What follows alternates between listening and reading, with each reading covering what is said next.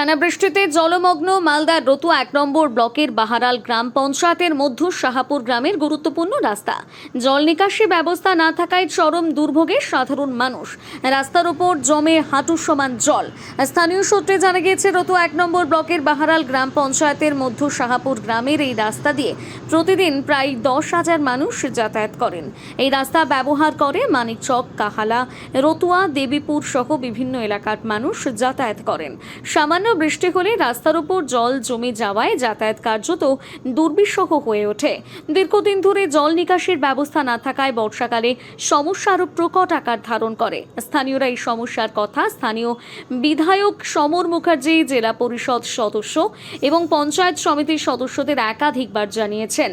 অভিযোগ, এখনও সমস্যার সমাধান হয়নি। স্বভাবত ক্ষোভে ফুঁসছে এলাকার সাধারণ মানুষ। এই বিষয়ে এলাকার জেলা পরিষদের মৎস্য প্রাণী সম্পদ কর্মাধ্যক্ষ রিয়াজুল করিম বক্সিকে ধরা হলে তিনি বলেন, বিষয়টি তার গোচরে রয়েছে। সেখানে একটি হাইড্রোজেনের প্রয়োজন রয়েছে, তবে হাইড্রোজেন তৈরি করতে প্রচুর অর্থের প্রয়োজন, যা জেলা পরিষদের পক্ষে এককভাবে করা সম্ভব নয়।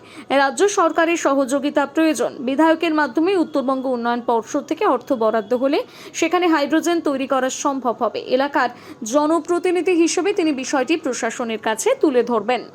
সমস্যা কি, একটু বৃষ্টি পড়লে এখানে জল সব সময়। অসুবিধা কি হচ্ছে?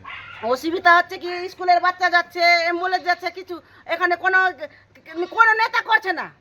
জানিয়েছিলেন নেতাদেরকে? নেতাদেরকে জানিয়েছি, কতবার জানিয়েছি, ওই এমএলএ কে জানিয়েছি, রাইম বক্সিকে জানিয়েছি, আর অন্য অন্য নেতা হচ্ছে এখানে বাহারালে, সব নেতাকে জানিয়েছি, কেউ করে দিচ্ছে না। এখানে এ হলে আমাদের বাচ্চা ডুবে মরে যাবে।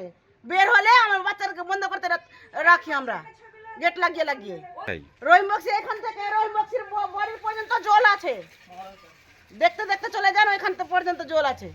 গ্রামের নাম মধ্য শাহাপুর। অসুবিধা হচ্ছে কি, বৃষ্টি পড়ছে, জল জমে যাচ্ছে, আমরা নেমাজ পড়তে যেতে পারছি না মসজিদে, তারপরে রাস্তাতে চলতে পারছি না।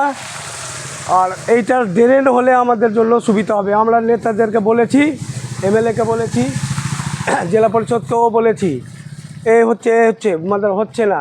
এটা আমাদের একটা সৌভাগ্য, মানে ড্রেনটা ভালোভাবে করে দেয় সরকার, তো আমাদের জন্য খুবই ভালো হবে গ্রামবাসীদের।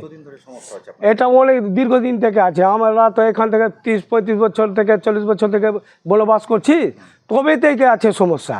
আমি ইতিমধ্যে খবর পেয়েছি, আমাদের বাহারাল গ্রাম পঞ্চায়েত এলাকার মধ্য শাহাপুর এলাকা, যেটা হাজিরপাড়া থেকে শুরু করে মধ্য শাহাপুর হয়ে উত্তর শাহাপুর পর্যন্ত, এখানে ড্রেনেজের খুব প্রয়োজন আছে আর কি।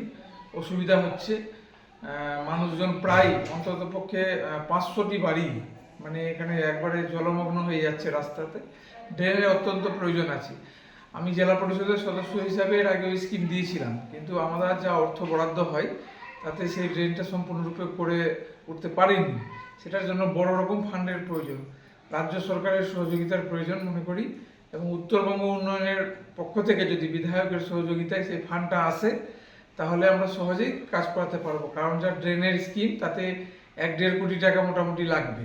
সেটা করতে গেলে বিধায়ককে উদ্যোগী হতে হবে, রাজ্য সরকারকে উদ্যোগী হতে হবে। আমিও জনপ্রতিনিধি হিসাবে ঊর্ধ্বতন কর্তৃপক্ষের কাছে অনুরোধ করব, এই ড্রেনটা অত্যন্ত এই এলাকার মানুষের জন্য প্রয়োজন।